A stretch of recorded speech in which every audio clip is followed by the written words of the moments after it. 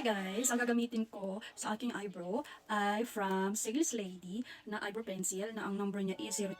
Ayan, instant shape ito guys. Buy one take one na siya. Ayan, buy one take one for only 88 pesos. Ayan, ito siya guys. And makikita mo din yung expiration niya dito. Ayan. So, napakasulit to. May sharpener na din siya.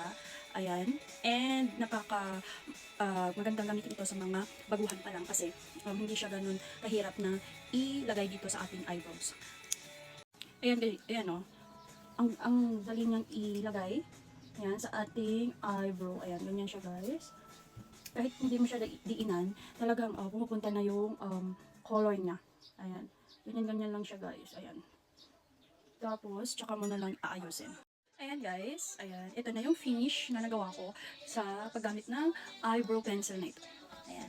Ayan, mag-check out na kayo guys. Ayan. For only 88 pesos. Ayan, kasi naka-flash sale siya. Ayan. Sulit na ito guys. Diba? Check out na!